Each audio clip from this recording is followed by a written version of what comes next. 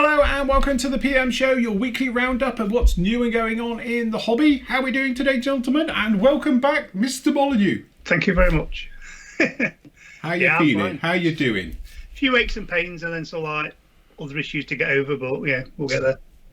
Yeah, if you're going to put up pictures of your scars, can I have a warning first, or one of those fuzzy pictures that says, you know, click here to view it before you stick it up over my thing?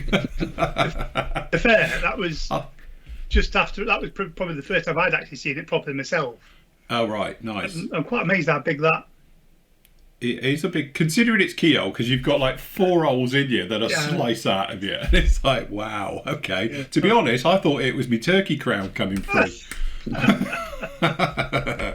But no, but it's nice to see you on the mend and obviously feeling better and everything else. Yeah, just saying it's got me other issues to sort out, but we'll get there, hopefully. Yes, definitely. Well, that was a big hurdle to get over, and you've done that one, so, you know, we'll take that as a win, definitely.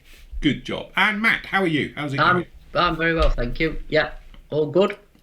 Very, very good. Right, okay, so we'll go straight into it. What we got with you there then, Matt? F1 cars. Yes. There we go, F1 cars. Well, we'll start with this, because this is back in, and I didn't think we'd see this again, to be honest, this Dragon kit. Yes. So, yeah, they came in, when was it, earlier on in the year, I think, and went straight back out. And normally with Dragon, they kind of do a run of stuff, and then you don't see it again for decades, I don't know. But we've actually, these arrived in literally yesterday. And pretty nice bit of kit, I think. I was going to say, with that particular one, isn't it? It does come with a recovery set, so you actually do get the capsule and the basket, isn't it, for lowering down and all the stuff. So it's actually a really nice set. Quite a detailed kit from Dragon. So we've got them back in. So if anybody fancies one of those, they're in new arrivals. They're in new arrivals. Yeah, they was back in Dragon, but we've decided we'll do it to new arrivals, and then we have a selection. If Phil will flick to Fujimi themselves, if you can flick to the Fujimi bit. 1 second. Yeah, I don't think that's in shot, is it? No, it isn't. We have a selection of F1 cars, and who'd have thought? We do. Absolutely. And to be honest, we were doing a bit of homework just before the show on this one. So the FW16 is the one that unfortunately Senna was killed in. Yeah. So that's that era of it. And then obviously we've got the Saubers. And what's his name? Michelo, whatever it is, who we've never heard of. And apparently he was a long driver, but unfortunately he was killed in an accident. He was in the Ferrari. He was in the Ferrari. Gerhard Berger. Yes. With Gerhard Berger in that one.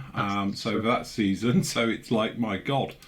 That's probably why they can release them. They haven't got the copyright problem. Was one of these Nico Hulkenberg, was it? Yes, that was it. So that was a Sauber C30, and the 31s, wasn't it? We've got 31, and then obviously we've got a couple more Ferraris and the Tyrrell and the Lotus, and Brabhams, as you can see. So yeah, we've got a bit of F1 action going on. We've been saying how sparse the F1 kits are, haven't they, recently? So it's nice to get some back in.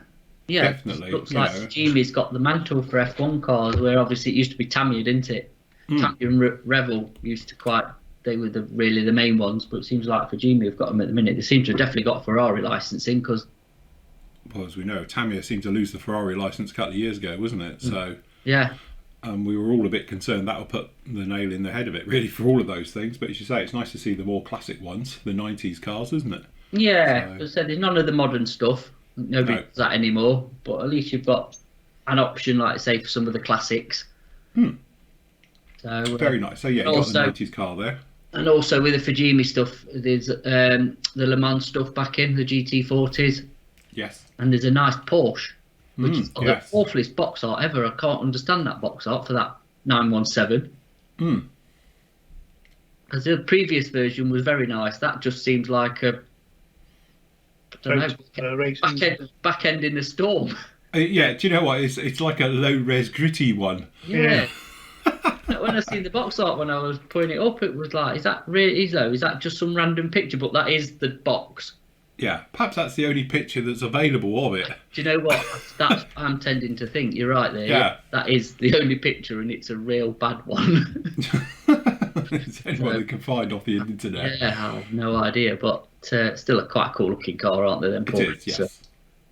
Definitely. Yeah. So again, Where's that one from, Phil? What, the Porsche? Yeah, Porsche. Japan. This is the Yeah, that. yeah. Tetsu. Tetsu Akizawa. Yeah. There we go. Muting that one. That's what I was asking. So yes. Yes. And I was reading the Japanese version down at the bottom. Sorry to any Japanese who might be watching our butchering of your language. Yes, we apologise for that one, definitely. But yeah, but very cool cars, as I say. And to be honest, like, you know, in this day and age, and I know we've spoken about it on other shows, the thing is with you know, logos just being on cars and sponsorship deals and everything else, we actually did think it might be the death knell into pretty much all sports cars, wasn't it? But we have seen over the last few years Italeri releasing with Martini written on them and everything. Obviously we've got the Rothmans ones there, and we spoke about this before, and obviously Lucky Strike and various things on the Saubers.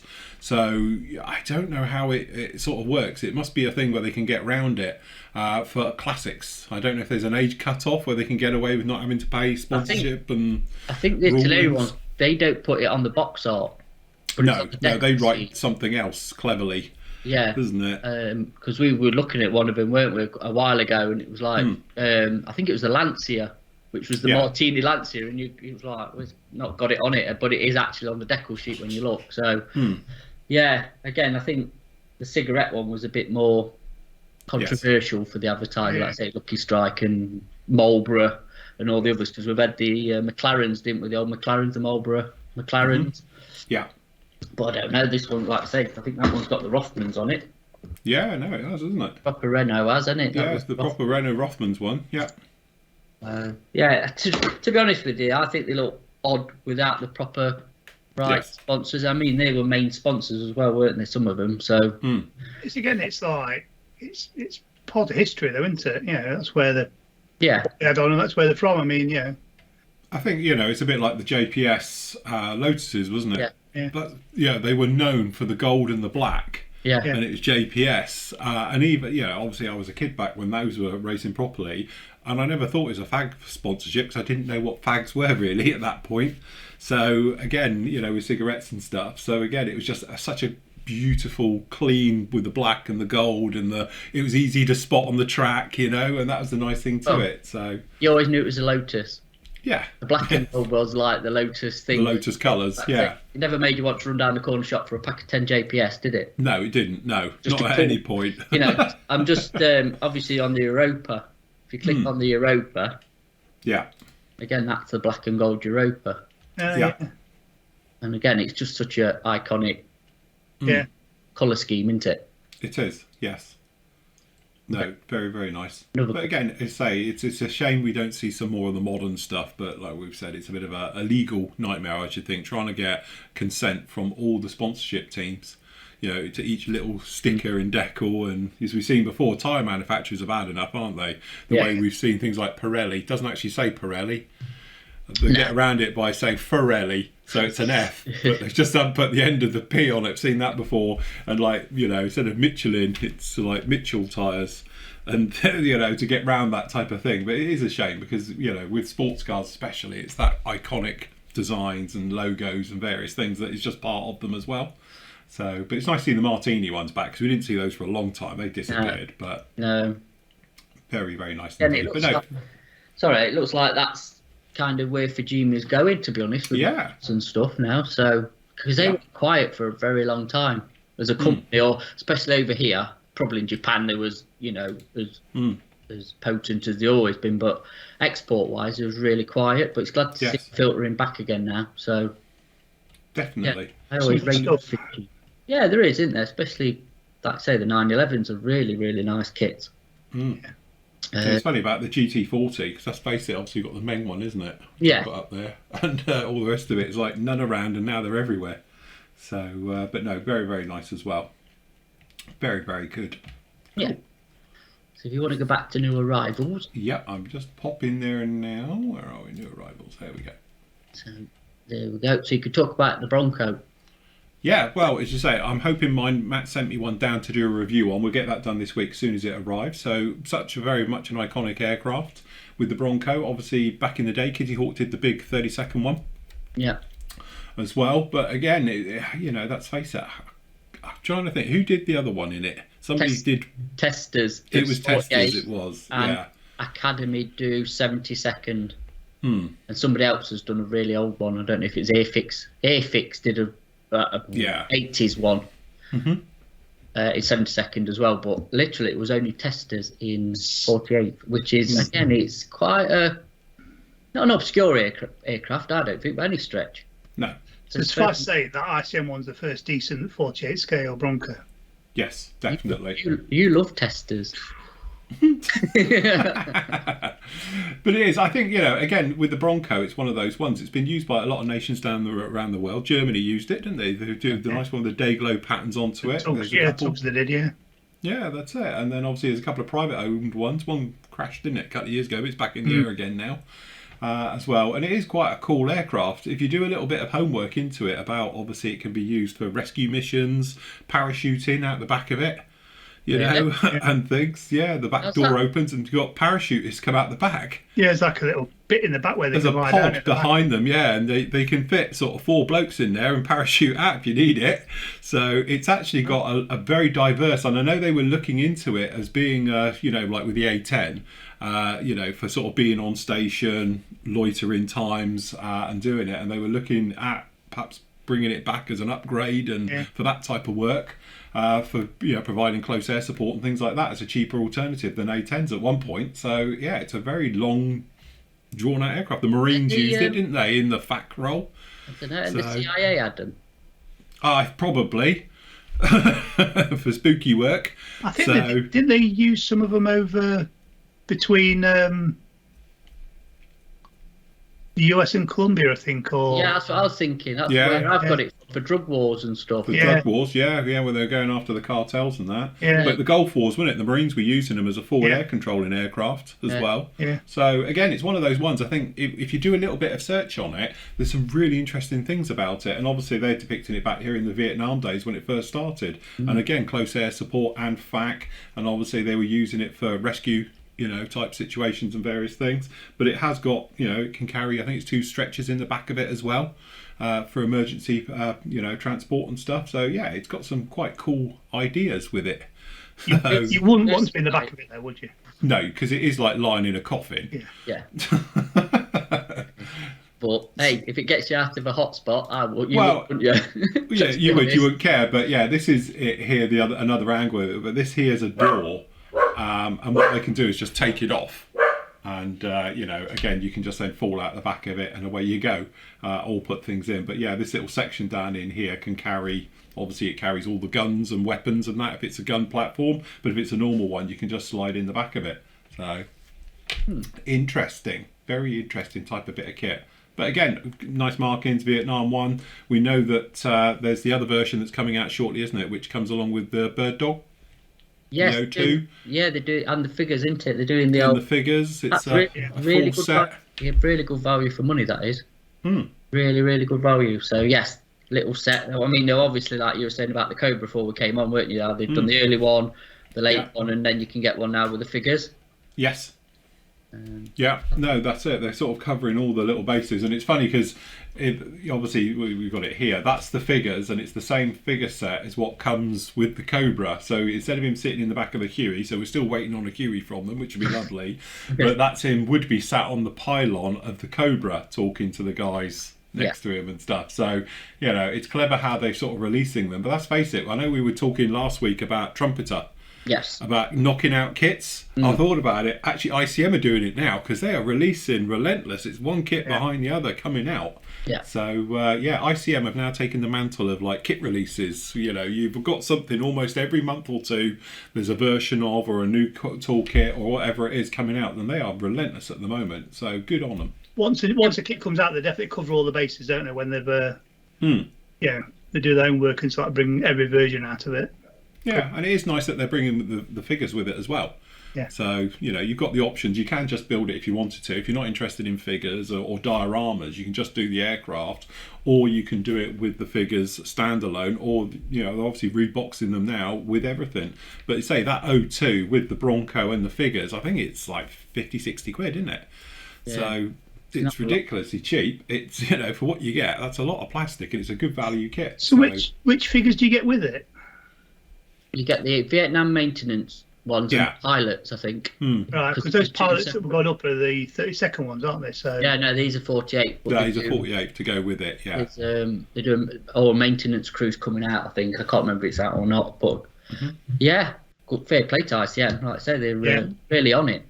Oh yeah, absolutely. And again, I like the subject choices of ICM. They're not Spitfire and a 109 and the usual stuff. They're a bit. Yeah, I think we often said about Kitty Hawk. To be honest, we used to say that okay, they've gone now and all the rest of it, but it was always interesting things.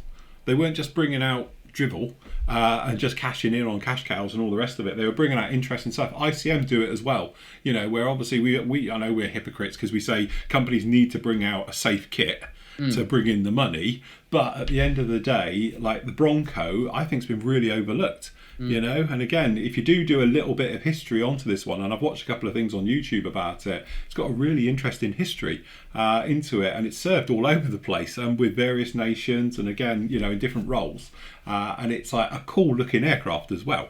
So I think it's just one of those which most mainstream companies probably wouldn't think about. It's nice to see that they've come out with that one. But it's obvious that they're clever with their research and the way they do the tooling, because I mean, like all the HE111s they did and JU88s. Yeah, so like they sort of like looked at it and said, right, what can we do with this kit, and bring out 10 different versions of it.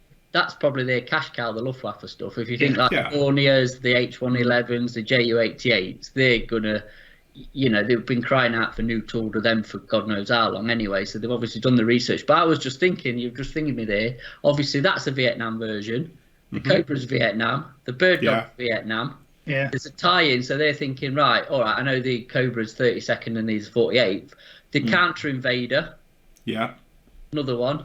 Yeah. So how they're working it is, obviously, with the little figure sets, can go with any of their sort of Vietnam era what they bring out. So and also, it is, if you look at how they've done it as well, they've all got versions they can go from. Because it's not like a massive. So as we know, the next one out for this one is the D version, which is the sort of 80s, 90s version of the Bronco. But that goes with the Cobra family as well, because obviously they're bringing out the late one. We know possibly is the F series coming out as well, which then, it brings you through the 80s and 90s with them. So they got quite a nice little, done the initial tooling and all the rest of it and the CAD work for that particular model. And then obviously you can see later versions coming out. So they're tending to pick in kits which have got lots of different ones. Like Andy was saying, with the HE111s, started off with one, and now they've done all the family of them, including the Zeal Wing.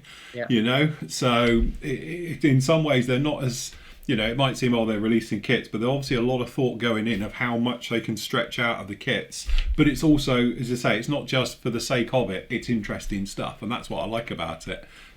So definitely, I know me and Matt were talking about this, I could see myself building one of them, because I just think they're a cool looking aircraft and all the rest of it. And I've seen obviously the Kitty Hawk 32nd one that John did, and he brought it here and I photographed it with him, and it was like, that's a lovely looking kit and all the rest of it. But it is big. It's still a big boxy thing to deal with, and 48 scale again, I think it's perfect size for it. Really nice, very interesting. Funnily enough, we were talking about it last night about we could see you building one of them. Yes. Is that what you do? You sit there doing this, and then I think, I've got an idea. They're channeling through me like Doris Stokes. Look that one up, kids. More like I'm being channeled. They're all sat there humming around candles, wearing cloaks. We're more Septic Peg.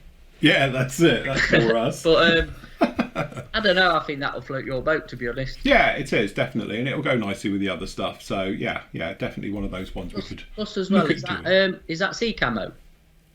I think that's just in your overall drab, because it's marine, isn't it? Is it the drab? I don't think they did them in. I think they just did an overall drab. Right. in the marine stuff over there. But I don't know. There may be Be options nice to have more. a sea camo. Yeah, let me just have a quick look while we're talking. Yes. Actually, But, I could have actually got one and brought it. Yeah, but there you go. It don't matter.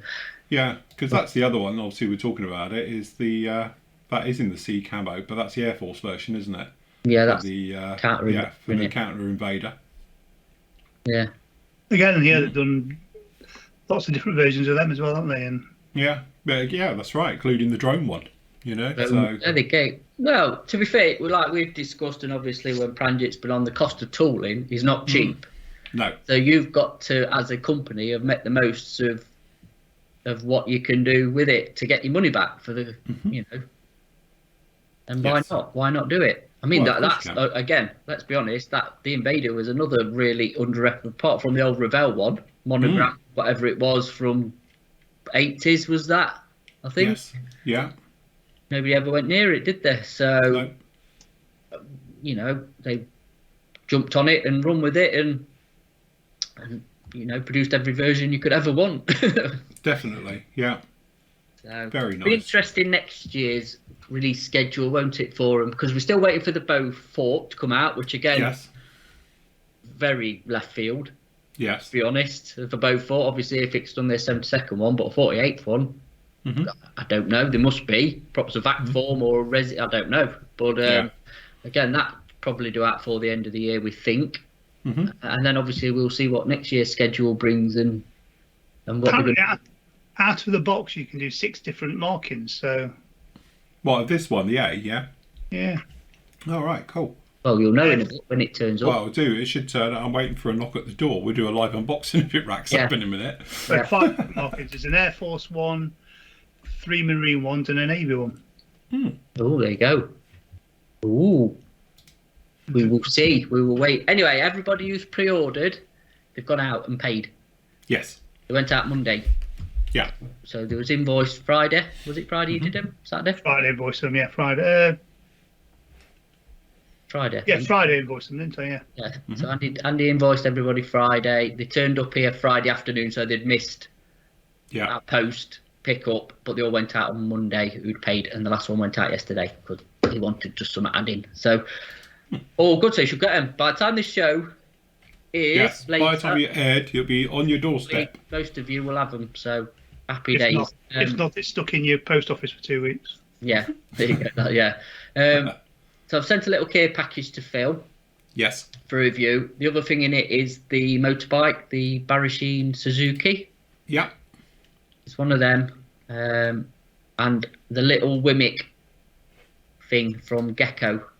Oh yes, which we were doing the other day, wasn't it? I think that's actually in Gecko, not Has in. it been moved now? Yeah. And then there's That's the other thing as well. Obviously, this one up on Monday was the review for this little guy. Beautiful detail. As I say, Soyata. First time I've actually had my hands on a Soyata kit, and beautiful. Like we were saying, 48 scale. It is. You know, I think it's going to start to take off now. Level of detail, like we said before, because tooling and engineering with CAD and digital stuff and all the rest of it has made now 48 scale armor really nice, really nice. And like I said before, that thing, you know, funny enough, that isn't that far off the size of that Panzer one. Yeah, it's the biggest. So, but it is a beautiful kit. As I say, the review I put up there on Monday for that one on the site. So, and again, the surface detail and everything, it's just the colour. It's like Matchbox diarrhea yellow. Yeah, I did see that. It's not the best colour that they've ever produced Irene in, is it? No. Well, again, I like the crossover with 48 because obviously there's a lot of 48 aircraft, helicopters, and you know now they're going to start bringing out more modern stuff as well because there's been a lot of World War II, haven't they, from here, Tamiya with their range. But that's a bit mustard. It's very mustardy, yeah. But you look at the detail. Obviously, there's a lot to get added onto this kit, but the detail is absolutely beautiful. It's really very nice. You know, like the plating and everything. This isn't just like a shake and bake, you know, you're done. It's a full kit to do and work with. The link and length is nice, and if I've done it right, there we go. You can actually see they've moulded the sag into the tracks. Right, okay. Even though you don't see the top of it, because obviously the plating on the side, they've still moulded the link and length with obviously, and they've shown you detailed how it goes together. and all the rest of it. But like I say in the review, one of the best bit is about it tells you what all the parts are. So if you're a numpty like me and I haven't got a clue, I was reading it out. This is where the drive sprockets gets attached. And then we've got the tracks. They've got detailed of all the details as you make it. But this is a 2-in-1 kit, as you said before, so you actually get the Tiger. Yeah, the Gaz Tiger that goes with it. And again, if you look at the detail on it, it's absolutely, beautiful kit. Really, really nice. I tell you what, when like you've just said, if that's got descriptions, it's brilliant when you're commentating and building at the same time. It is. Because you can, this is because otherwise, like when your mind goes blank and you sat there trying to remember things, yes, it helps, doesn't it? Oh, definitely. And when I do the reviews, I'm trying to talk my way through. I was literally just reading out what it said at the top of each part. Yeah. So, but the detail is absolutely fantastic. It's really, really sharp. It's very, very nice right the way through. And as I said, I haven't seen a Soyata kit before. You get a lot in the box and all the rest of it for that one. And the details are absolutely fantastic. So very, very nice indeed. So if you were thinking about 48 scale, I know obviously you spoke about Tamiyas. Being really nice for it and all the rest of it. Obviously Soyata, I know this is only their second release. I don't know what the first one is, but this is kit 2. The first one was a Panther with full interior. Oh right, well there you go. And they also do it with a crane as well, on a diorama base. Yeah. Nice. Which looks really nice. I think we need to get some of them in, at least one for me. Yes, one for you. Yeah, one for him in other words. Yeah, very nice. But again, it's a really, where are we? It's a really nice one. As you say, it's £47 or 48 quid there, but you've got 2 kits. You've got the full with them, and again, all the details in there. So actually, I think that makes it really nice. Very, very cool. So it'd be interesting to see what they follow up with. Yes. Because like I say, they're a newish company to us. Mm-hmm. So nice to see if they stick with the 48 before they're going into other different direction. Stuff. Yeah, we don't know. We'll have to see, but yeah.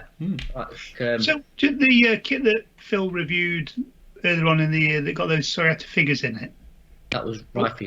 That was Rifle. Are they part of Rifle then? Not that I know of, but I don't know. I don't know what the tie-in is with them. I don't know anything about that because I didn't even know they were in it. That was a sample we got sent. So that don't come, whatever was in that doesn't come with the actual release kit from Rifle. That's why when I did the review of it, I didn't review those figures because I didn't even know what they were. And I didn't even know who Soyata was from the blurb in it. That's why I took them out when I did the review because I thought, because it was a review one, I thought somebody else had reviewed it and accidentally left them in it because I didn't realise it was part of it. But yeah. It's strange for them to be in it if they're not part of... Well, didn't we say that? But that kit, sometimes with the first releases of it, you get extras. Yeah. And it had the Soyata bits in it. I would say you normally get that with Border. They're the ones that normally stick something in for the first release, and then you, like I've said before, you forget when your box is up and you leave it up and restock it, and then people are going, "Oh, it says it comes with this," and it's like, "Yeah, it did on the first one." Yeah. You have to remember it's a bit of a pain in the backside. That is. Yeah, definitely. And then you did the Panzer ones, didn't you? Yeah, so the Panzer ones as well, which were very, very nice. Again, it's 2-in-1, which makes it good value because you get both of them in there. They are, again, the instructions really nice, link and length tracks showing it in detail. The only thing that confused me, obviously, you see 9.121 and then it's 10.1. It's the same look, so why did they show it twice? And I actually did the review of it. And if you watch the review, I actually go back and go, hold on, because I'm doing this thing as I'm reviewing it, I'm talking, and in my head I'm thinking this doesn't make any sense. Because why is it showing me everything twice? But it's showing about, instead of just saying like, it's the same thing with A and B changes, it shows you to build each kit individually. So anything with a 9.1 is one kit, and then obviously 10.1 is the second one you're doing. So it is a little bit random with it. But you do get very nice photo etch as well for the actual rims. As you can say, it's a little bit dinky, but it's really nice raised and recessed details right the way through. Very nice. And obviously you do get 2 full kits. So you can just go through and make the A and B versions from it. It'd be nice to compare it to the Dragon. Yeah. Panzer one, because I kind of 3/4 built one and didn't. And if you built one, and I think you built one. Yeah. So it'd be nice to compare to that. Has it got length and length tracks? That it has, hasn't it? Yeah. Individuals, because I know the Dragon one's got individual track lengths and they're tiny. They are just minute. Yeah, they are small. You can see by my finger on it. They're tiny little things on it. That might help as well. Interesting. But you say you got your link 11, it shows you exactly where they go on here and how they go in for each one. Just when you're going through the instructions, I'm looking at it and thinking, have they screwed up the printing? Because it's exactly the same. But then it's saying like number 10, number 9, 11, 1, 11, 2, and you're like, it's the same. And then it's like, I get it. I know what they're doing now. It's saying, well, A version and B version, but instead of saying A and B, they call it 1 and 2. So, yeah. Is there a lot of difference? No, not really. No, there's a little bit of changing. There's difference on the decking when you go through the manual of it. The rear deck, which is these bits, there's a slight subtle difference between both of them, because on the other one, I think you get a picture of it. I don't know if I have actually. Yeah, no, I haven't. But there's a subtle difference because it's got a different type of top on one side of it, so you only get that version for that particular one. So that's the only difference that I could spot. But as I say, I'm not up on armour at all, so... Are the drive sprockets and wheels the same? Because normally idler and drive sprocket they change on Panzers. It may be. Right, we've stumped him there and there. We've stumped him. Because the only thing that's different as well is obviously on here you get 2 of these, but you only get 1 of those. So it may be something to do with wheels as well. So you get 2 of these frets for, obviously these are the bands that go on the outside of all the wheels. Yeah. But this one on here, it's slightly different, and that's for the other version of as well. So that's for the number 2 versions, number 1 versions. So yeah, I'm not totally up on all of these things, but that's C, that's B. I don't know. Is there any? Perhaps it may be these. That looks like an idler wielding it. And that's the idler. Yeah, that is, yeah. So I think perhaps they changed them like that. Yeah. So it's probably best to really study the instructions to make sure you're building the right... It may be, to be honest, in their defence, why they've done it that way. So obviously if you're building it, you're going to be building, 9s or 10s. It's just that the way they do it to start with, I'm flicking through the instructions and talking you guys through the review, and in my head I'm thinking it doesn't make sense. I'm reading it through and I literally paused the camera. I was like, right, hold on. Got it. I see what you're doing now. You're literally building 2 side by side. So obviously everything on the left page is for one of the tanks you're building, one's on the right. But as you can see, it also looks identical. Yeah. So it didn't make sense why they didn't just say, normal manufacturers, it says like, oh, this is for version B. Yeah. You use this part instead of this part. They don't do it that way. They show you how to build the entire thing, instructions and all. So perhaps it's a bit of a translation thing. I don't know. It may be, but it works. As soon as you get your head around it, it's quite straightforward. But until then, you're like a little bit head scratchy. You're like, what's going on? But never mind. Again, really, really nice detail all the way through. Typical Tacom. Good, solid injection moulding. All the parts look fantastic. Very crisp, very sharp. No flash or anything else like that. No sink marks in it. But again, not being an armour person per se, I didn't realise it was that small. Because when you get it out, you're literally, and because I'd literally just done the 48 scale about 20 minutes before, I'm looking at it going, what scale's this? So it's a tiny, tiny little tank. It's a tiny little tank. Tiny little tank. There's one, look. There it is. That's a dragon. That's the dragon one, yeah? The dragon one, yeah. Never finished it. It's probably about 12 years old. It's still not finished. Same as mine. I don't know where it got stuck on mine, but yeah, I never finished mine. I've actually got another dragon one, but to be honest, I'm really tempted with that Tacom one. Yeah. We'll have like I said, all the tracks on this are all individual. Oh, and you know that it would be Sector 35 straight away. Don't care. I'm not having that. I've just seen it actually. If you look on the back here, you can see the differences, and that makes sense. Remember I was saying about down the sides of these over the tops of the track covers are different. Well, this one's got exhaust both sides. That one's got one exhaust at the back. Ah, right. Yeah, the exhaust. So that's why it's different. It's got grills at the back there. This one hasn't. So there is differences between the two. Right. Okay. Yeah, this Dragon one's the same as that one. It's at the front. Yeah. Got the twin exhausts where that one has obviously just got the single, so which makes sense because on the photo etch when I was looking at it you get 3. So anyway, because after your review we sold out, so I'm going to get some more of them in.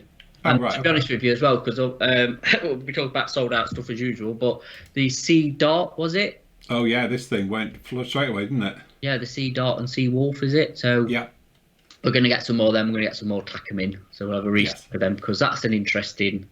Yeah, definitely. Yeah. Something different, isn't it? And again, 35th, it's not tiny. It's going to be decent when it's built. And you can always build some decking to put it on if you really want. And also that will tie in very nicely with our limited conflicts It Real will be. big thing for next year. Yeah. Just talk that. I bet you not watched this Valley of Tears yet. No. Honestly, watch it. Oh right. Okay. It's very good, and obviously ties in with the 6-Day War, in it. I think from Yom Kippur, was it? So again, that crosses over. But yeah. Yeah. But yes, we'll get some more of them in them Sea Darts and Sea Wolves. Yes, very nice. Again, we're talking about really interesting stuff. TACM tend to be doing this with the naval gun system and the bits and pieces. And I think it's absolutely great. And it's 1/35th scale. So you would never normally see that in a scale like that. No. So for them to take it as a standalone part and have it, if you're interested in, that type of thing, especially naval guns, you've got no option to ever make one. But now you have, obviously, with TACM doing this type of thing. So yeah, they've got loads coming out as well, I think. Yeah. So yes, very interesting. Go to special offers. Specials? Have specials, yeah. Special board? So we've had some damage stock in, and we've got a few specials, like the Tiger tanks have come in, which are the Dragon ones, which are very nice, aren't they, Andy, actually? Very, very nice. Yeah, they're not cheap, but they are for the connoisseur. Right. That's a good way of putting it. That's a very good way. Are they fiddly? Is that what you're saying? No, they're very detailed. Yeah, they are fiddly, but they're very detailed. They're probably still amongst the best Tiger tanks you can buy. Right, and it's limited. Yeah, because that's the Whitman one, isn't it? So you get a figure and stuff. Yeah.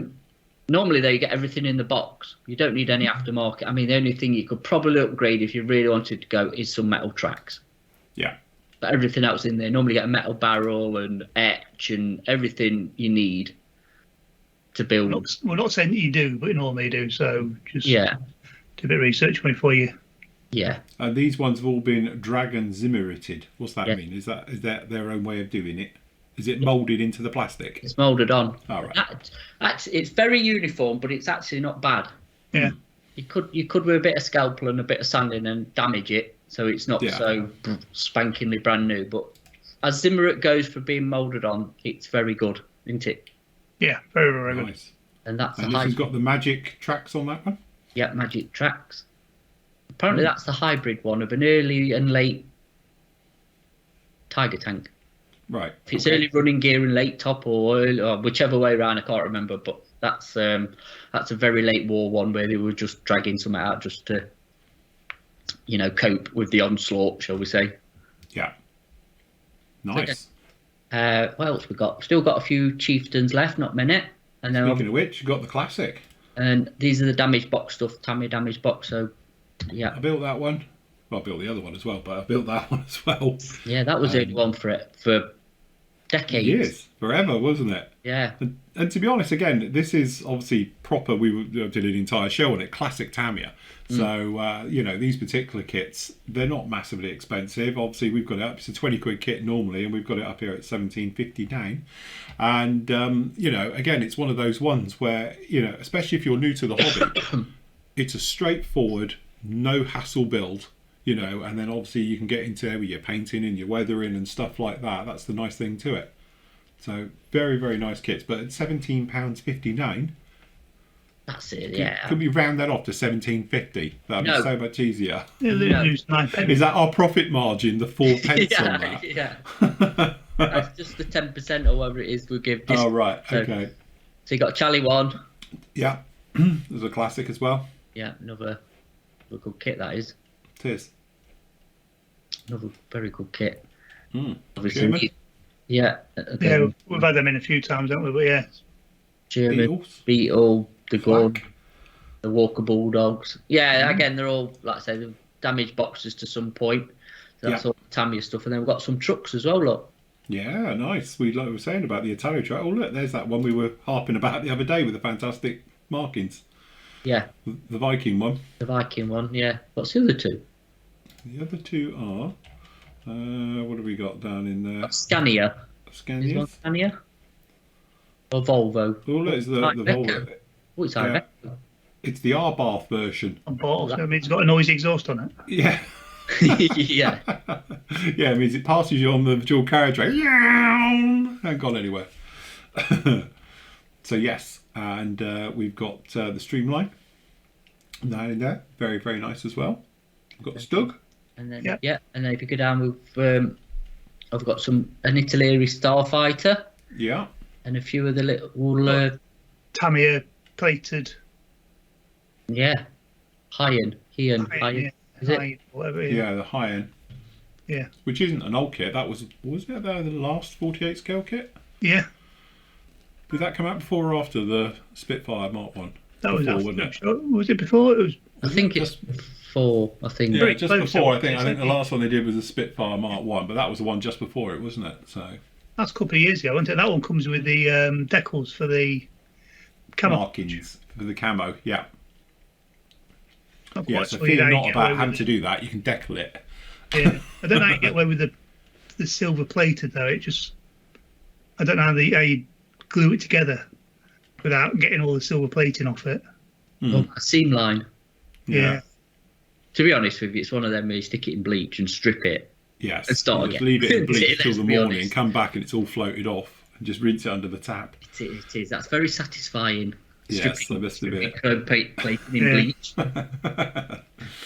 And a few other bits, Yeah. as we said before, so, just the normal bits down in there as well. So, It's nice very, to very nice indeed. Could say it's nice to see a bit of the damage stock back in. Well, as you say, it's a good price. And normally, as we said, the damage can be very minimal. Just some bruised corners and various things like it. It's not like the kit's been smashed in any way. All the kit's absolutely fine. So, No, we don't go around the warehouse kicking the boxes in as we. No. Often. we got somebody else who does that for us. Yeah, because we haven't been to said warehouse for a long time, so No. We've been banned. They're using COVID as an excuse. Yeah. So, but yeah, dear. grab them while they're in, because once they've gone again until we get the next batch. So, and that Yes. could be whenever. We've also got, well, we should have had it, but it's been something's happened. But hopefully it'll be here tomorrow. Is a big AK restock. Yeah. We've had Tamiya tools back in. We're going to have a new order for trumpeter tools, master tools, because they've sold out rapidly. Obviously, Yeah. scrapers, snips, I don't know, whatever. Loads of stuff are out of stock of anyway, so that's going to be ordered. That's going to come in. We've got a massive Tamiya paint order coming, what needs sorting, so that's going to be the XF. We're still struggling on LPs, as in Hobbyco are struggling to get LPs as well. I think that's now probably going to be next year.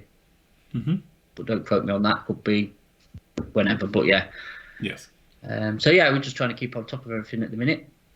And hopefully the vampire should drop soon, shouldn't they? Oh yeah, we've got a date Yeah, next fixed week. vampires, yeah. For the Airfix Vampire. I think there's going to be a spate of pre-orders that's been ongoing coming in, because you've said I think the Italeri Jag's out now. Yes. Yeah, the 72nd Jag, the nice one. I'll chase that up now. Actually, you told me that. I will ring said person and see if that's got them. Yes. So in the pre-orders at the moment, obviously we've got the Toro, which will be hopefully with us shortly. That's not that far out at all. That's because doing. obviously this is due to drop any minute. So because obviously for the anniversary. Yeah. So available on the 1st of December. So obviously we've got the pre-order up for that one at the moment, if you're interested in there. Which is quite, get rid of all that lot. The Bronco we spoke about before, so obviously this, we're not sure how long behind it's going to be, but it's hopefully won't be too long as well. So this is the D version, which is the upgraded one, so it's got a different nose on it completely because it has the camera on it and the various bits and pieces as well. It's not like the fully armed tool one that is the earlier version, so that's the later version. It's got different engines and various bits and pieces on it. But again, really nice price at just £25. The Suzuki bike we've spoken about a lot on this show because it is very, very nice. Cool scheme. Very, very nice indeed. So if members want them, if they put down whether they want the forks or not as well, we can get the upgrade sets for it. So yes, that's what I've been doing. The meat. Gloucester Meteor, the F4, 32nd. Mm. It's the only 32nd one out there. Very nice indeed. From HK. Yep. What else we got? Hellcat, which shouldn't be too long either. That we're shouldn't be hoping. too long away. No. Hopefully before Christmas, that should be it. With the bike as well, I think the bike should be due. So Yeah, should hopefully be around about together.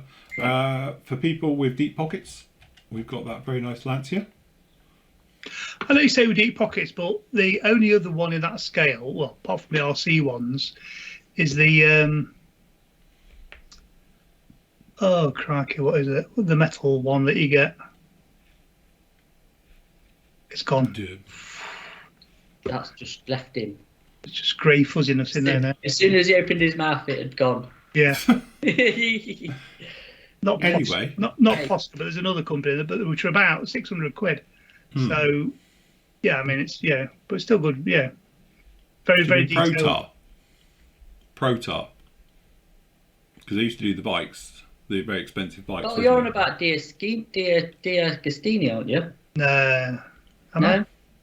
I don't know. We discussed this the other night and I can't remember either. So anyway, you know what? Anyway. They were shouting at the screen when they're watching this. Yeah. It's for such and such. Yeah. But yeah, as I said, we got the SR-71 and obviously the Mandalorian stuff is due in soon, very soon, between now and the end of the month. The Jaguar, as we know, this is the one we were talking about, is possibly out now. I've seen it around, so I assume it has. Great schemes on this one. I must admit, this is going to go in my stash. So again, this is one of those which there's a tie-in to old Flory models with a jumper.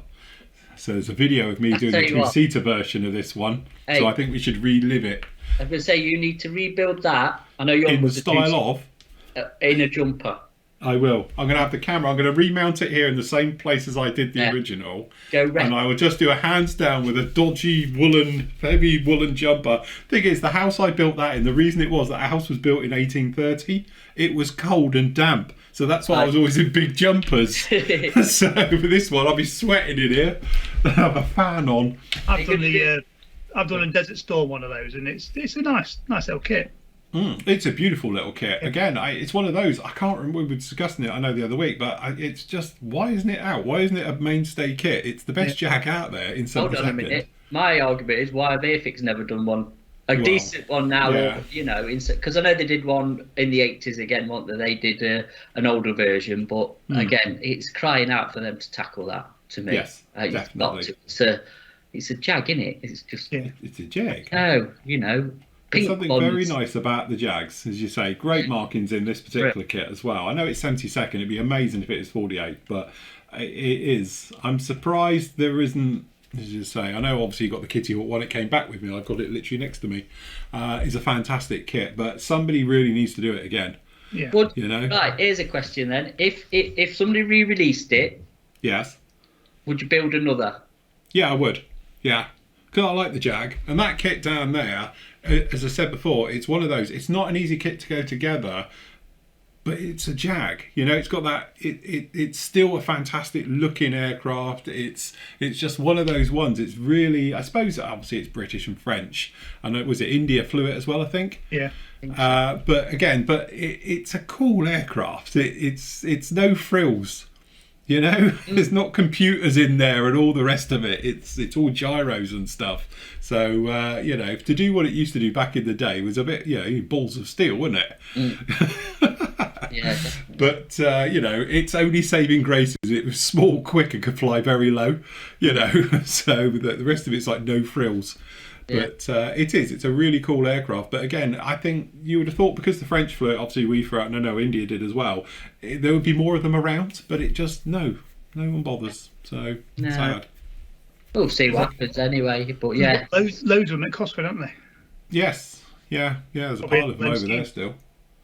I know there's a load of them in America as well. There are various things. They were pulling them around at a museum the other week. Oh, right, but again, 18 quid. Really, really nice kit. Bit of a no-brainer on that. Looking forward to that one. Yeah. And that's about it, isn't it? Anything else you want to talk about in here? I think we're all good. Right. Questions. Questions. Okay. So, Alex says, hi all, why is it whenever there's a video recommending a tool? All right, okay, about the nippers. So we're talking about, obviously, I did a video the other week about the nippers on Tool Tuesday, as always. They go out of stock. The trouble is, we've only got a certain amount of stock we hold at any one time. I don't do it deliberately, but then everyone sees the reviews or me demoing it and goes off and buys it. So, but we have got more on stock, and it is more coming in and all the rest of it. Can I just say in our defence as well, with the snips, that's not the first time you've spoke about snips, is it? Or we have? No. we sell it's a good seller. Like the scrapers, they're a good seller for us. So we have so many in, and then obviously they sell out. But we are in the process of getting a load more stock in of the snips. So don't worry about that. It is something we will, as long as they're available and we can get them, we will stock them. The thing is, they go out of stock for exactly the same reason why Alec was looking to buy them in the first place. Because as soon as I mentioned, everyone then goes and looks and thinks, oh yeah, that's pretty, I'll buy one of them. And and we only can carry a certain amount of stock in stock. Yeah, we don't want to carry hundreds and hundreds of pairs of snips just because I'm going to talk about them on a Tuesday, because nobody might buy them. Yeah. So, but we just have our usual amounts and they go. But we obviously, you know, like we said, as soon as they're getting low, we do a restock. But it just so it did coincide with I mentioned it on a show and then demoed it and all the rest of it, and people obviously thought it was a good product. So and not all the Phil's reviews are positive. Yeah, we saw that. Yeah, might buy something and send it to Phil, and he might say this is complete utter garbage. And this is true. Yeah, and it works the other way. I don't always just review stuff we flog either. You know, in my defence, I review stuff we don't flog. Yeah. So, you know, like airbrushes and other tools and, you know, other types of scrapers, like we've got the Alex scrapers and things like that here, and we don't stock those. So, you know, I try and keep it totally impartial, and that's what hopefully you guys get from it. But to be honest, they are really good. And when you're talking the money, I think it's really a no-brainer. So, yeah. Yes, it's sort of known as the Flory effect in the trade. So, yes, and the guy's talking about that in there. Anyway, Dave says, hi team. Also hope Andy is recovering. He is. He's bought some of the 502 Magic Potion and Magic Gel from the PM store. He goes, he knows that the Magic Potion, I've got that, smells great. There it is. Smells of Vicks. Right. It does, yeah, have a sniff. It's Vicks, it's great. Put some on your chest. It is, I tell you. Let me just make sure I am not. Yeah, it's Vicks. It's Vicks Vapo Rub. It's great. Anyway, you can use it cleaning your brush. But are you saying about the Magic Gel? No, I haven't got the gel. Have you got the gel, Matt? Yes, I've got some in the shed. I did have it for my Winsor & Newtons. It's mainly for the sable brushes, for your top end. Yes. You know, Kolinsky sable brushes. And it's to keep the point. It's like a... Well, you've smelt it, haven't you? It smells like hair gel. Yes. I can't describe it as any other way. The smell is old school 80s, 90s hair gel, isn't it? So when you've got your back perm mullet and you want the wet look, buy some of that. We want you slightly spiky look. Or the spiky look, or the surf look, whatever, I don't know, whatever. But yeah, it's for keeping the point. So you wash it out with your potion, and then you put the gel in, and I think you leave it on, and then you wash it out. That's what he's saying. Do you leave it on there until you reuse the brush, and then obviously it in the hairs? Yes. And then get your point. Keeps your point, your tip sharp, and then when you use it, you wash it out. It's obviously water soluble. I wonder if you could use it for like masking, you know, for sponge. Yeah, chipping and stuff. Yeah. That's an idea, isn't it? There you go. You can give that a whirl. Instead of using like Mascol and stuff that I absolutely hate. Yeah, so there you go. Here we are.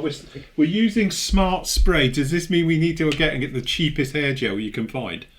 And try it on there. And start using it for masking and chipping and stuff. Yeah, it might. You know what? It might not be a daft an idea. No, it might not be actually. I'm actually not taking the piss fully. I'm thinking it might actually be something to try on that. I can see a tall Tuesday coming up on Hey, do you know what I'm hair gel? You know, like, say, Boba Fett's Slave 1? Yeah. Like, it's really heavily worn. I'm thinking for that. Because I've seen people do it with, like, masking fluids. Yeah, well, not being funny, the old school way was using Marmite, wasn't it? Marmite, I think I chucked it away when I was clearing the shed out for a thingy, and I did chuck the Marmite, but again, it's the same principle, isn't it? You're just making a layer that's water soluble and it washes off. Yeah, so hair gel's going to work, isn't it? Yeah. Because it does dry, and again, you can just go on with a little sponge and put it where you want, let it dry, and then just wash it off. And because the salt technique, as you've tried, I've never got on with the salt technique. I like the salt technique. I don't mind that at all. Yeah. It's weird. Jesus. Yeah. Never again. No. Anyway, we digress from it. Yes, there we go. So there you go. Leave it on your brush, dip it in your gel, reshape your point, and then leave it. And then when you come to use your brush next time, just give it a bit of a rinse under some water. It's water soluble, and then you're good to go with it. So obviously I lick my brushes, but yeah, you can put it on that, keep the point, and then obviously put your cover Yes. and leave it. But make sure, obviously, you remember to wash it in some water or Yeah, before you go to use it. before you go to. Well, I normally now put a bit of detergent in as When well I now. need to paint my Gundam, that's his arm finished. When I come to paint that, I might try to do the sort of technique on that. All right, okay. Give it like a Do a video. Yeah, can you do it live so we can watch it on a Thursday night, or keep it for the turkey shoot? Yeah. And we can watch it go horrendously wrong, like it does for me every time. But you have to use the right sort of salt, don't you, Andy?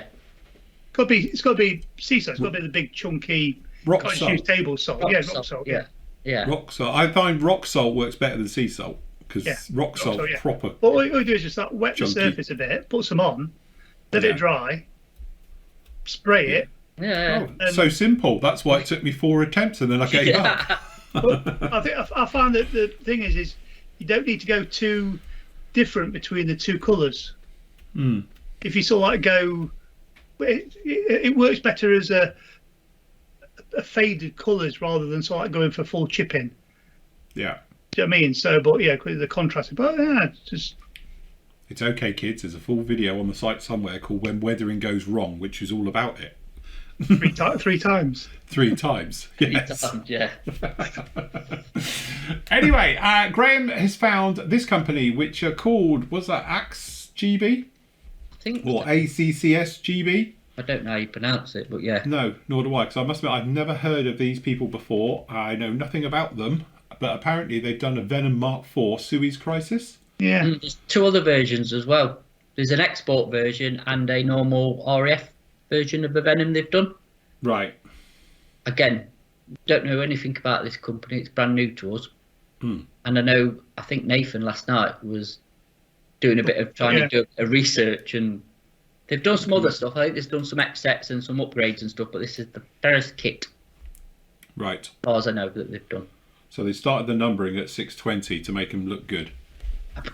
Okay. Start the numbering up. Instead of going for number 1, they started at 620. But anyway, as I say, we will try and do a little bit of homework on this. I'm not sure if they're injection molding, not sure if they're resin. I know nothing about it whatsoever.